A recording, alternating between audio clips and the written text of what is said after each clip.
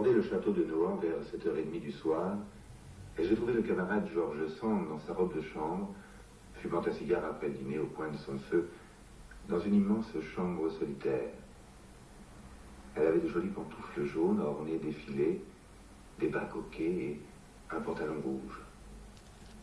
Voilà pour le moral. Au physique, elle avait doublé son menton. Elle n'a pas un seul cheveu blanc malgré ses effroyables malheurs. Son teint bistre n'a pas varié. Ses beaux yeux sont tout aussi éclatants.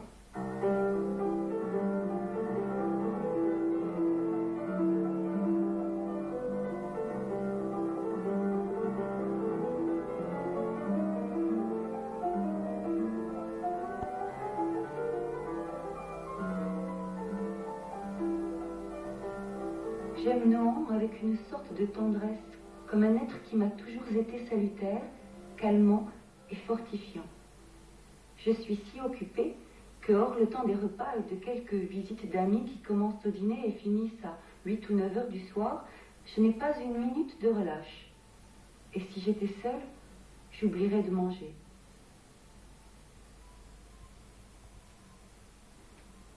Un jour, j'étais absolument seule dans cette grande maison silencieuse. La maison déserte a longtemps été l'un de mes rêves. Je fermais toutes les portes donnant dehors et j'ouvrais toutes celles de l'intérieur. J'allumais beaucoup de bougies et je me promenais dans l'enfilade des grandes pièces du rez-de-chaussée, depuis le petit boudoir jusqu'au grand salon illuminé en outre par un grand feu.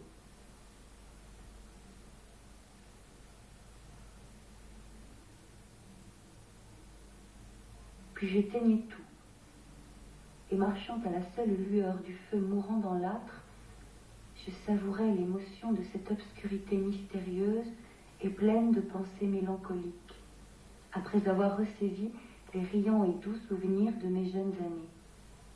Je m'amusais à me faire un peu peur en passant comme un fantôme devant les glaces ternies par le temps, et le bruit de mes pas dans ces pièces vides et sonores me faisait quelquefois tressaillir.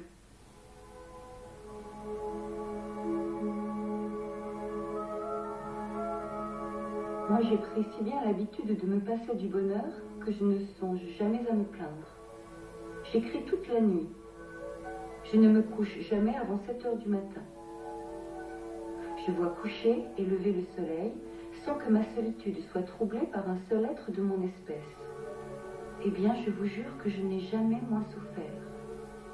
Quand je me sens disposée à la tristesse, ce qui est fort rare, je me commande le travail et je m'y oublie. Quand je suis dans mon assiette, je travaille et je rêve alternativement. Une heure est donnée à la corvée d'écrire, l'autre au plaisir de vivre. Ce plaisir est si pur dans ce temps-ci, avec tous ces chants d'oiseaux et toutes ces fleurs.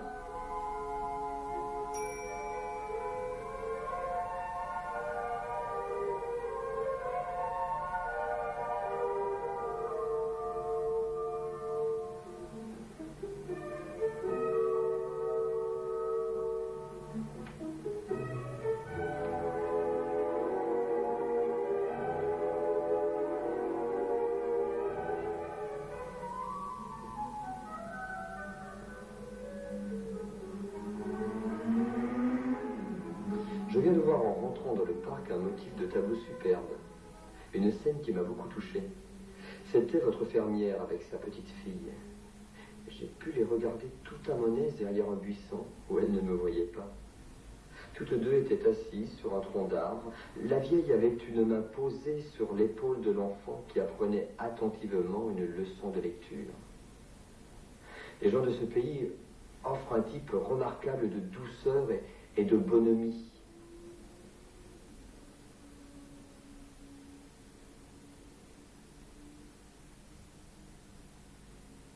Sa création était spontanée, miraculeuse.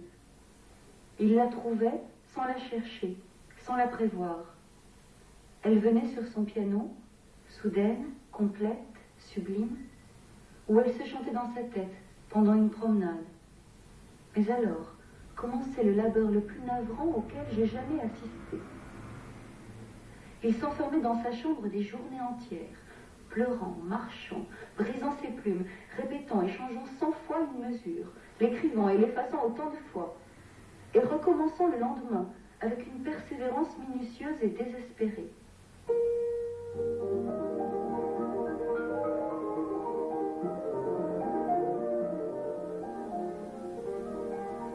Les passions ne jouent plus aucune espèce de rôle dans ma vie. Et quoi qu'on fasse sur moi les contes les plus absurdes, au milieu d'une vie de solitude dévorante comme au milieu d'une vie de mouvement et de vertige, je suis aujourd'hui une nonne dans toute l'acception du mot. Ce qui m'a sauvée de tout, c'est qu'en étant très faible avec les autres, j'ai toujours été très forte avec moi-même.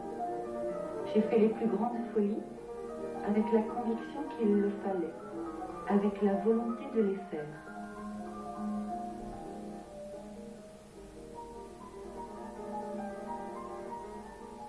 Mes enfants, c'est là mon bonheur et ma passion. Vous n'avez pas d'idée combien je suis une heureuse mère. Maurice est un ange de grâce, de bonté, de tendresse. C'est mon ami, c'est mon amant. Il a 14 ans. Son intelligence n'est pas extraordinaire sous le rapport des études, mais il a de grandes dispositions pour les arts. Ma fille Solange est d'une beauté majestueuse, et son caractère est celui d'une impératrice absolue. Elle est fort dédaigneuse de l'espèce humaine en général, et passionnée pour les rares objets de son affection. Elle est très supérieure à son frère, mais bien moins aimable.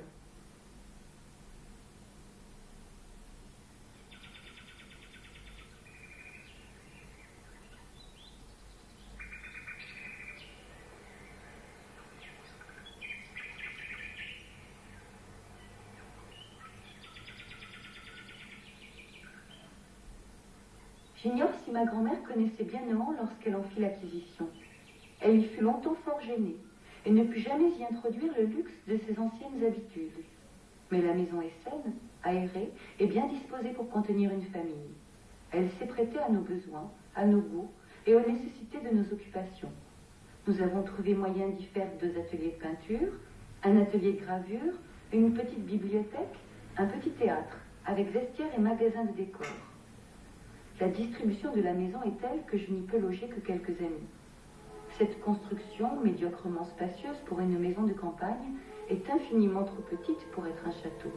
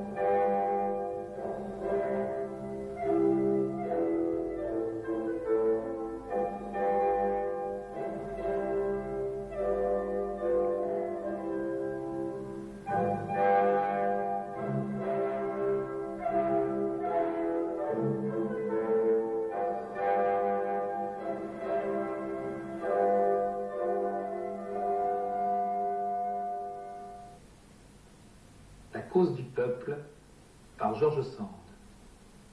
La souveraineté, c'est l'égalité. Donc la souveraineté réside dans le peuple et ne peut résider ailleurs que dans le peuple. La souveraineté, c'est le gouvernement de tous. Voilà pour les droits. Le devoir, c'est l'exercice du droit. Et comme on ne peut concevoir un droit sans usage, le droit et le devoir sont inséparables et indivisibles.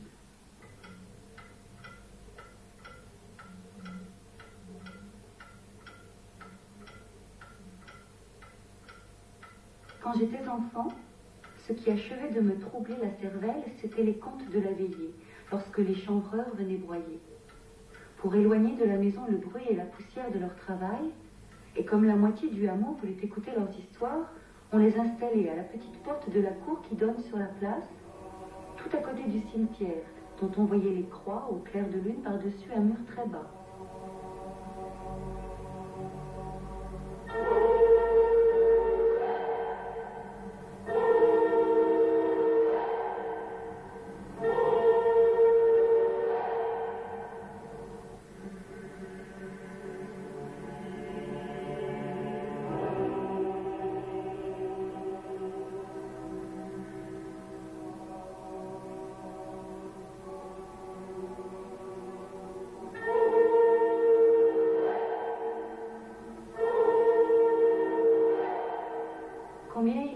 pas penser et de ne pas sentir. Vous n'avez jamais envié le sort de ces belles pierres blanches qu'on voit au clair de lune et qui sont si froides, si calmes, si mortes. Moi, je les salue toujours quand je passe auprès d'elles, la nuit, dans les chemins. Les paysans sont convaincus que la lune a une action sur elles, que le clair de lune casse les pierres et dégrade les murs. Moi, je le crois. La lune est une planète, toute de glace et de marbre blanc. Elle est pleine de sympathie pour ce qui lui ressemble. Et quand les âmes solitaires se placent sous son regard, elle les favorise d'une influence toute particulière. Voilà pourquoi on appelle les poètes lunatiques. Si vous n'êtes pas content de cette dissertation, vous êtes bien difficile.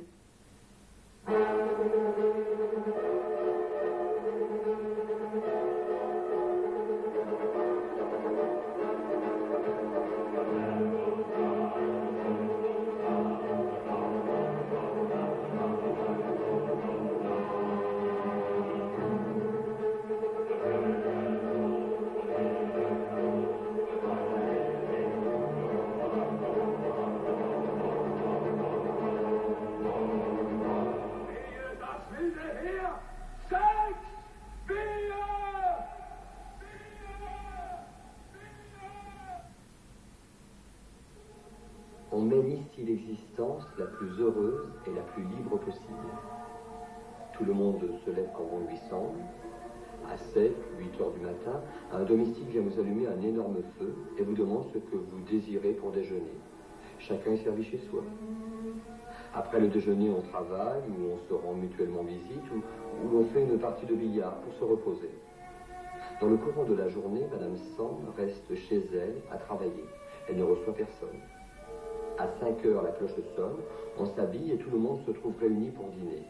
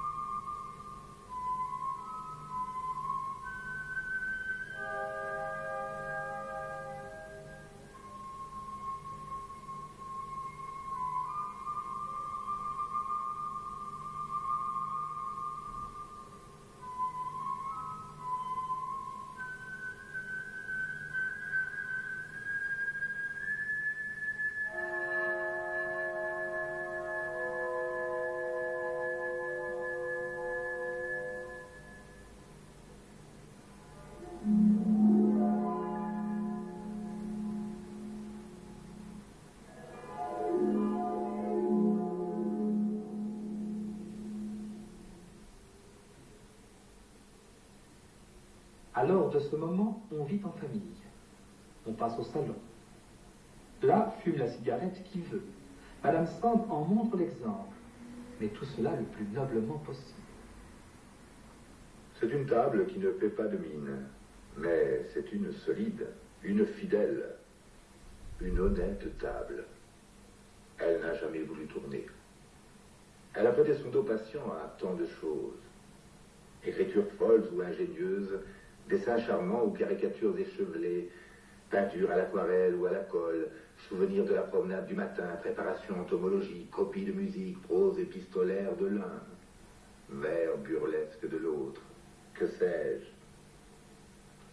Tout ce que l'on peut faire à la campagne en famille, à travers la causerie durant les longues veillées de l'automne et de l'hiver. La grande table réunit toutes les études et toutes les pensées. Elle en est le centre et le lien. Elle est à la fois la classe et la récréation de la famille, l'harmonie et l'âme de la maison. C'est un sanctuaire d'intimité. Prenez-moi donc pour un homme ou pour une femme, comme vous voudrez. Dit-elle dit que je ne suis ni l'un ni l'autre, mais que je suis un être. Cela implique tout le bien et tout le mal. Quoi qu'il en soit, prenez-moi pour une amie. Frère et sœur, tout à la fois. À Nohant, j'avais la maison de mes souvenirs pour y abriter les futurs souvenirs de mes enfants. A-t-on bien raison de tenir tant à ces demeures pleines d'images douces ou cruelles, histoire de votre propre vie, écrites sur tous les murs, en caractère mystérieux et indélébile, qui à chaque ébranlement de l'âme vous entoure d'émotions profondes ou de puériles superstitions.